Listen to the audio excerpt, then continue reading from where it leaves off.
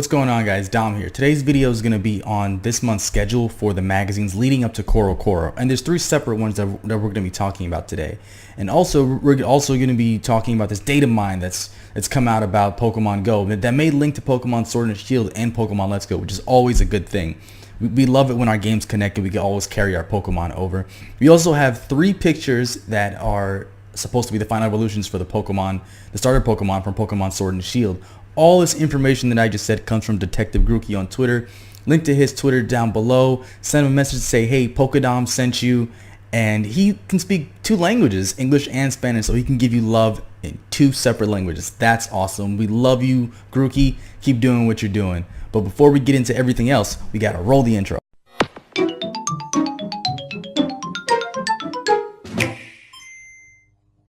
Alright, as always, guys, I'm going to put what I'm talking about up on the screen, and we're going to jump right into it now. So the official Pokemon movie website has updated. Translations follow. Media information, magazines. Saturday, May 11th, Monthly Shonen Sunday. Information on the pre-screening. Now, I did some digging into what Monthly Shonen Sunday is, and it's actually just a magazine that's in the same line as these other ones that are mentioned in Koro. So Monday, May 13th, Betsu Komi information on the pre-screening. So these are all just talking about the movies right here. Wednesday, May 15th, Koro comic information on the movie. Note that these are the scheduled publication dates and as such are subject to change without notice. So this is just talking about the movies. There's nothing here stated about Pokemon Sword and Shield on the movies, the official movie site. So they're giving us updates. That's great. But it's not exactly what we want, but they are giving us something. So I wouldn't expect to see anything new in this month's Koro. If anything, they would wait till next month, because I believe June 11th is when we're supposed to be getting information about Pokemon Sword and Shield during E3, and the Koro is supposed to be coming out on the 15th, 4 days after. So more often than not, what I believe is going to happen is going to be no news this month. I think we're gonna get news about the Pokemon movie about Mewtwo, and that's about it for this month in this month's Koro. I'm not expecting anything, but I will definitely go out and buy it myself, so I have it on hand, so I can look through it myself. Scans are awesome, but I would rather have it in my hand just personally, and I'll definitely make a video about it to you guys to see if I was right or not. But this definitely says there's nothing Sword and Shield related in this month's Koro, so don't expect anything much. I think that's fair, considering E3 is going to be the big showcase. We're probably going to get a bunch of new Pokemon. At least, I wouldn't say at least 5 new Pokemon coming in Koro. In E3. So we're gonna move right along to updates found in version 0.43.0. Now I believe these were all data mined from Pokemon Go.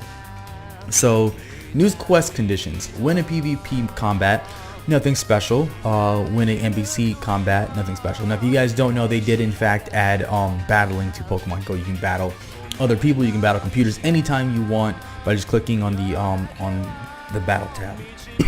Walk X kilometers. Sounds like a very simple quest. They're telling you to walk. I mean, that's the whole point of Pokemon Go, is to walk and go somewhere. It's literally in the name. So alert items.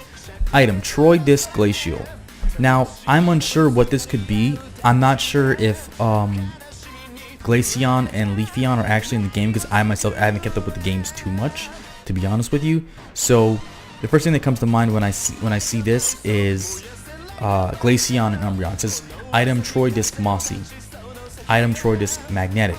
Now the Magnetic is the one that I bet someone's going to say that's got to be a nod to a Steel type evolution, and that would be believable if there weren't other Pokemon that could possibly fit into this description. I'm not sure if Probopass is in the game. There are other Pokemon that Magnetic could fit into. Magnezone, because I believe we're on Gen 4 in Pokemon Go. I don't think we've hit Gen 5, so Magnetic could definitely be for Probopass and Magnezone and other Pokemon of that nature. So nothing really outlandishly blatant here for us to say this is definitely a Pokemon Sword and Shield thing. I'm not going to say that. This is just information for alert items. Makes perfect sense. So I guess if we're looking at the alert items tab, I guess if you were putting on a lure item that were to draw certain Pokemon towards you that fit these description of the items, you would put on the lure item that's for Glacial, and maybe you would draw towards you, you would lure an Eevee that has the potential to evolve into a Glaceon. And the same thing for the Mossy item, which would bring forth a Eevee that can evolve into a Leafeon. So that could be it. Now, both of these definitely seem like they're Eevees, and the easy conclusion to draw from here is that the magnetic also goes for Eevee, but I don't want to say that because I don't know. That's not true. So, new evolution conditions with lure item. That is probably exactly what I was just talking about with the Eevees, possibly having to do with these Glacial and Mossy ones at minimum. Only day, only night. They're out off the top of my head. I can't think of many Pokemon that only evolve during the day or during the night, other than Eevee to Espeon and Umbreon. I'll probably remember it later on after that I finish recording this video. So someone's probably gonna tell me, "Hey Dom, you forgot this," and I appreciate you if you do. Eevee, new check if naming trick is already used. Okay, so I guess this is something they're implementing to where there's a system in place to see if you've already used the naming tricks for the different ones, because I believe there are different names for the evolutions we already have, all the way from Jolteon through the ones in Generation 2. So, Tyrogue, new tricks / choice. Now, Tyrogue is definitely one of those Pokemon that can evolve into 3 separate Pokemon. He goes into Hitmonchan, Hitmonlee, or he goes into Hitmontop. So, the one that I heard about a while ago was that it was dependent upon his HP. If he has higher HP, he would turn into Hitmontop. If he has higher attack, it's Hitmonchan, and higher defense is Hitmonlee. I'm not exactly sure, but I know those 3 are the criteria. It's HP, defense, and attack for the evolution of Tyrogue. So the easy conclusion people would want to draw from this is that saying that Tyrogue is going to get a new evolution in Pokemon Sword and Shield. I'm unsure, I don't know. So other text found. Koala settings. App reloading like Beluga. Apps. Oh, excuse me, that's not reloaded. It's related like Beluga. So, if you guys don't know, the code name for Pokemon Let's Go was Beluga. Like a beluga whale. I guess they usually pick animals that make sense. I remember that there was a rumor saying that there was going to be a Pokemon based on a beluga whale. But that, as of right now, is false. The closest thing we have to that would be Wailord. So, Koala settings. So, it's very possible that Koala is the code name for Pokemon Sword and Shield. They usually go with animals from what I can recall. So this would make perfect sense if people were trying to tie these to Pokemon Sword and Shield, or the Pokemon company was themselves. Next, I am a sleeping Snorlax. New encounter on the map. So it sounds like something we've seen since Generation 1. You run into a Snorlax in the road, you can catch it, you can battle it, do whatever you want with it. My guess is for this is that it's probably going to be a requirement. You walk a certain number of meters, or a certain number of, like, you have luck. It's like a shiny Pokemon, and a Snorlax pops up. Easy way to get a Snorlax. Because I remember when the game first came out, you either had to get really, really lucky, or you had to hatch it out of an egg. So this could be a different way of a requirement. It could be an event, like they have these ones where you fill requirements and then Mew pops up and you catch it. So that could be it right there. So new badge ticketed event minimum, or min. So that seems like they're just adding a new badge to the game, because they have the badges in the game are just they're accolades. They're required. They're just like little things that you hit and they give you something for it. It really means nothing in the long run in the game anyway. So this is like they're saying that in this text, from what I can gather, is that a badge is awarded after you hit a minimum of something in an event or ticketed. I'm unsure what the ticketed part is, but I think I should be pretty spot on about the other stuff. Go Fest badges. So obviously we know what Go Fest is. Pokemon Go, they normally have a huge event where certain Pokemon spawn for a certain amount of time in a certain country or area. I believe they had one near here in Yokosuka, Japan, right after I left Yokosuka, Japan, so I missed that one. Kind of salty about it though. So Go Fest badges. Thursday Early Access North. Thursday Early Access South. Thursday's General North. South? Now, if I'm thinking in the terms of Pokemon Go, the thing that makes sense to me reading these is the parts of the world. So Thursday Early Access North, I guess it could be North America. Thursday Early Access South could be South America. General North, I'm unsure what the general could be, but this definitely has to, this is 100% talking about location.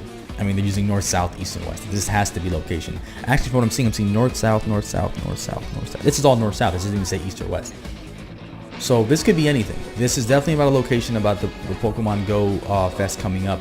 And looking from the number of them, they could, that's probably the rest of them for the maybe the whole year, probably going into next year. I'm unsure exactly, but this is definitely nothing that points towards Pokemon Sword and Shield. And if anyone's trying to sell you that, that should not be taken as a fact. We're going to be taking these as rumors. Data mines are awesome, but you have to remember that we take them with a grain of salt like everything else. Someone could easily go in and manipulate this and could have put something in here to make people believe it. I'm not trying to discredit the person who found this by any degree or data mine this. I'm just saying, for you guys, don't get your hopes up on something that may or may not happen. I don't want to do that to you guys. If I'm trying to be responsible and give you the news properly, I'm not going to try to sell you something that I don't believe myself. So it's not true. So the next thing is something that I saw and I actually really like it. I'll put it up on screen. But these final evolutions, whoever did these, they had awesome ideas. They're amazing and they're pretty cool. So looking at this silver one that I should have up on screen, this definitely looks like he's supposed to be based on the fencer. I don't know too much about fencing, to be honest with you. I'm a huge Star Wars fan, so Count Dooku comes to mind when I think fencer, because that's the style he used when he was dueling on his lightsaber.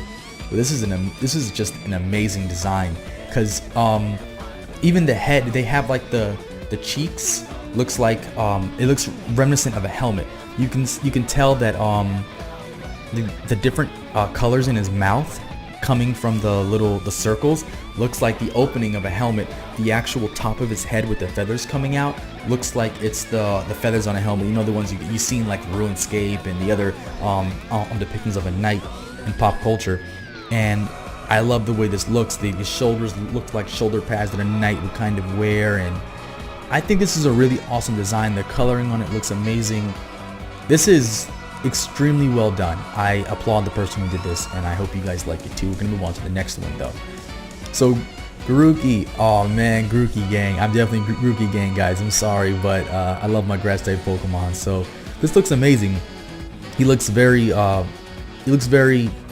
cool, honestly. He looks pretty like laid back, like, yeah man, I'm that guy. I used to be Grookey. That's what I am. But he looks like this very cool Pokemon that kind of reminds me of Trico, that's just like put a stick in your mouth and just, I'm chilling. He kind of reminds me of like Vegeta at sometimes when he's being chill. He has a stick in his hand that it's pretty thin. I'm not sure how much damage that thing would do to certain Pokemon, if I guess certain moves would work out with it. But he definitely gives me I want to say samurai vibes, because he looks like he's wearing like kind of like shoulder pads and shin guards. So maybe that's what it's supposed to be. It's portraying him as like a samurai, definitely a warrior, a very I get the Wukong feel from him. I get him as like the wandering samurai that's like, it's pretty chill. You don't want to mess with him. He has all these skills and you just don't know. He just doesn't show it. And his tail looks awesome. His tail is like, oh, you got me backed up, but then I pull my tail out and you weren't expecting it. It's like a Frieza move or something. I really like the way that this looks. This looks amazing. Whoever made this, I applaud you. This is pretty awesome. So we're gonna move on to Score Bunny. I did not open the Score Bunny one. That's funny. Okay, open it up now. Score Bunny looks pretty. Score Bunny looks pretty awesome. I want to say, to be honest with you guys, this is probably my least favorite design of the ones that I just saw.